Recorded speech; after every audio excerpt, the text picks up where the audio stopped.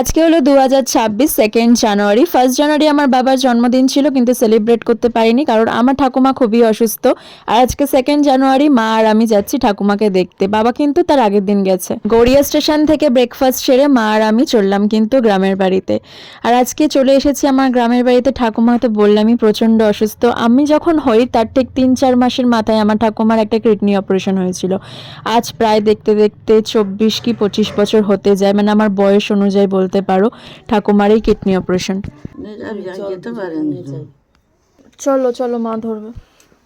হঠাৎ করেই বাড়াবাড়ি, চোখ মুখের অবস্থা খুবই খারাপ হয়ে গেছিল। আগের দিন ভিডিও কলে যখন দেখেছিলাম চোখ দুটো পুরো ফুটবল হয়ে গেছিল, তাও তো এখন ঠিক আছে। বাট ঠাকুমা একটু হাঁটলেই নিঃশ্বাসের কষ্ট। এই যে দেখো আমার গ্রামের বাড়ির ধান, এবছর কিন্তু প্রচুর ধান হয়েছে, বলছিল খুব ভালো চাষ হয়েছে। না না, কিচ্ছু হবে না, শো আস্তে করে শো।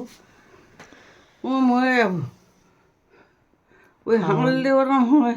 হ্যাঁ, ওই জন্য তো তোমার বেশি মানে এখানে ওখানে যাবে না, ওটাই কষ্ট বেশি। এবার হয়তো অনেকে বলবে যে ঠাকুমাকে দেখতে গিয়ে ভিডিও করেছো। আমার মনে হয়েছে যে কিছু কিছু জিনিস হয়তো ক্যাপচার করে রাখাটাও বেটার। আর এই অসুস্থ নিয়েও যখন বলছে সবাইকে একবার করে আমাকে এসে দেখে যা, তারপরেও আমার লাইফে ঘটে যাওয়া কিছু বাজে ঘটনা ঠাকুমা ঠিক মাথায় রেখেছে। আমাকে সেই ব্যাপারে জিজ্ঞাসাও করছিল, কারণ এত বছরে ঠাকুমা তার সাথে কখনো কথা বলেনি। প্রথমবার তার সাথে ঠাকুমা কথা বলেছিল, হয়তো 10 থেকে 20 মিনিট হবে। তাহলে ভাবো, ঠাকুমা কখনো ভাবেনি তার নাতনির জীবনে এরকমই ঘটবে।